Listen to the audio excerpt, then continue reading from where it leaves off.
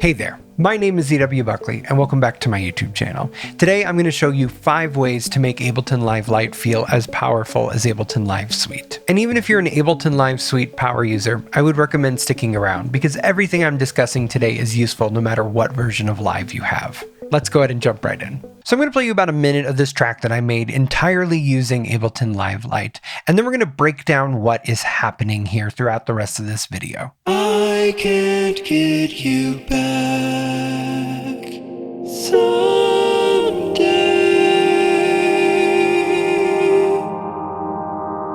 I can't get you back someday.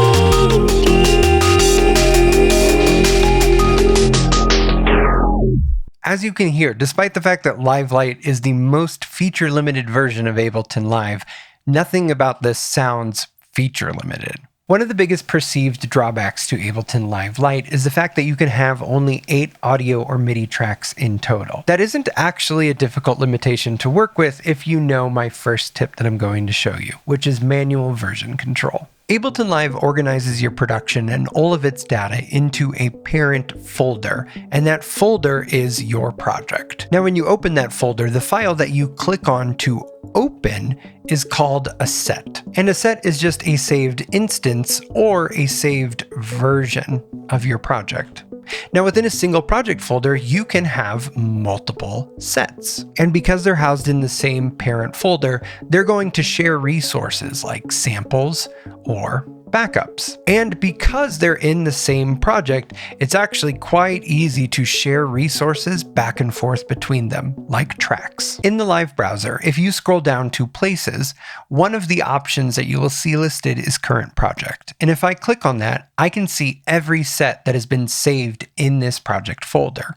Furthermore, if I expand any of these projects, I can see any of the individual tracks in the project. Now, because Live Lite only allows for 8 tracks, I have all of my vocals bounced down onto a single track. But if I go ahead and open up this vocal production set that I have saved in the folder, we're going to go ahead and see that I have my vocals split up across 5 individual tracks that have all been bounced down in their various combinations. And so if I reopen up the main set, I could very easily delete my vocal track and then grab and drag in this vocal bounce track from the other set.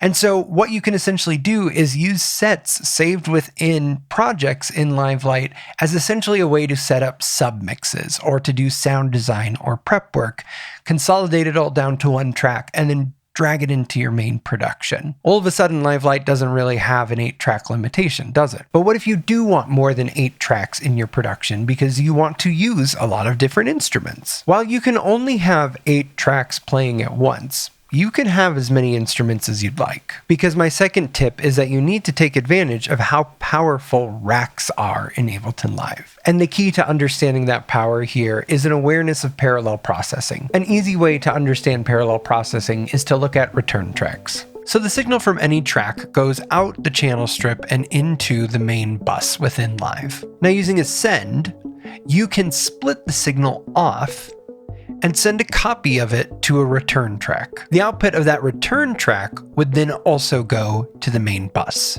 And this is a form of parallel processing. But it's not the only way to do parallel processing in Ableton Live. One of the most powerful devices in every version of Ableton Live is Instrument Rack. Within one instrument rack, you can host as many instruments as you would like. Each instrument is hosted on what's called a chain, and you can have as many chains as your computer will handle. And each individual chain can also have MIDI and audio effect devices as well. And as if that isn't enough possibilities already, you can in fact nest instrument racks within instrument racks. For example, on my ARP track, I have an instrument rack with two chains. The first rack has an arpeggiator running into a random device that is then running into another instrument rack that is split between an instance of drift, and that sounds like this.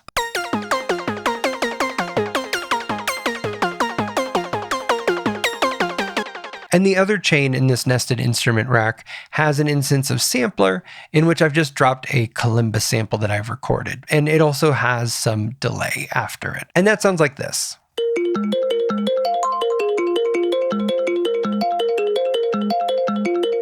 And so those two combined as one layer sounds like this.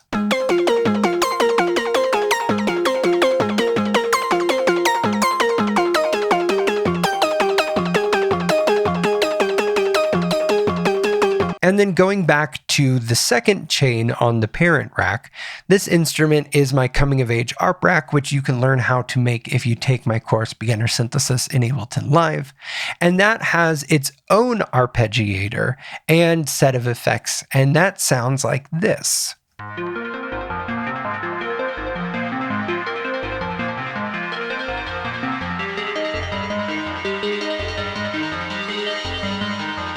In the first half of the song, which contained the segment that we heard so far, I'm using just the first chain, but in the outro section here, I use both together, and the different arpeggiators interlock and make a really interesting pattern. It's worthwhile for a big ending of a song. Let's hear what they both sound like then together.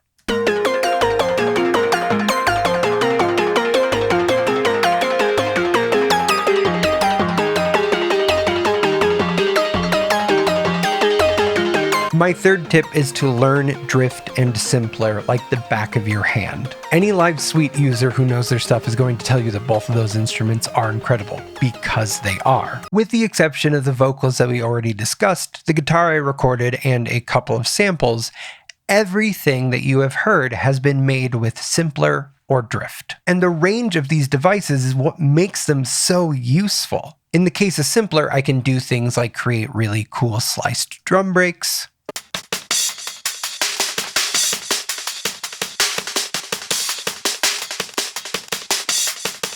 or use simpler and turn it into a granular synthesizer for my vocals.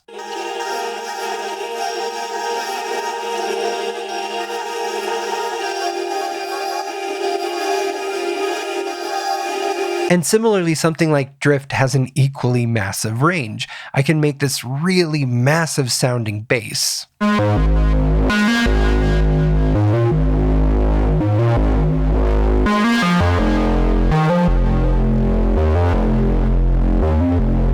And I can make really lush pads.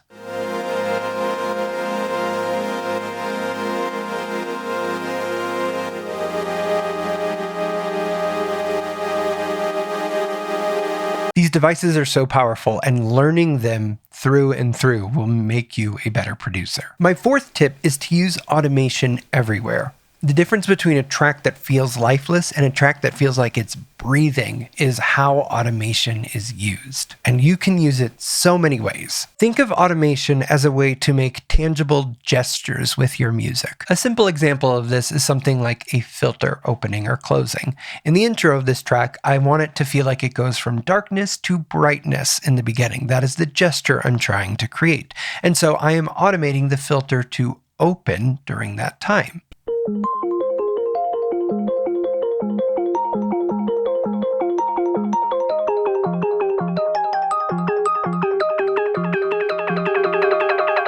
Automation is also a simple and powerful way for making transitions happen as well. Something that you likely heard there a bit at the end, as that was more than a filter just opening up.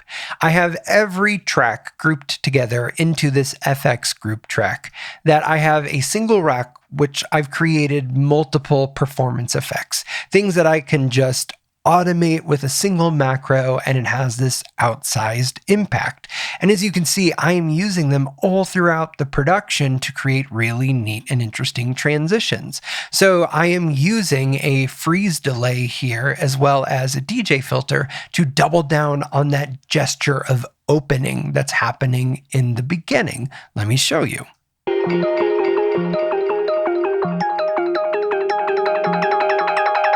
I can't get you back. If I play that same thing for you, but without this rack,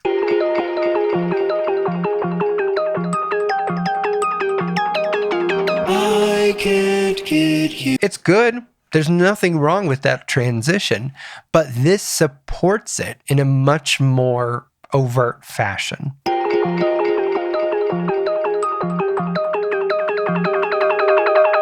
I can't get you back.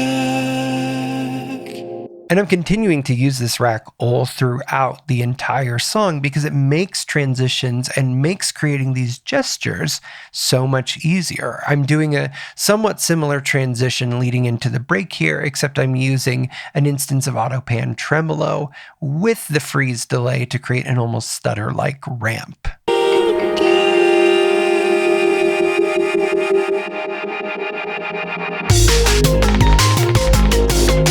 And a bit later, I'm doing the total inverse of that and creating a wind down for a section in which the track gets smaller. Someday I can't get you. Automation is a powerhouse, and I really would encourage you to try to use it as much as you can. My final tip for you is that the stock plugins genuinely are more than good enough. Everything that you heard in this video today was made entirely with stock Ableton Live plugins. And if you took the time to really learn all of the tools available to you in Live Lite, you would be a powerhouse producer without question. Whether you're a Suite power user like myself or now a Live Lite power user, I hope that this video inspired you to dig deeper into your tools so that you can better express yourself in the music that you make with them. Thank you so much for watching. Please consider liking, subscribing, and leaving a comment. I'm working really hard to grow this channel to 50,000 subscribers by the end of 2026, and it is your support entirely that makes it possible. Till next time.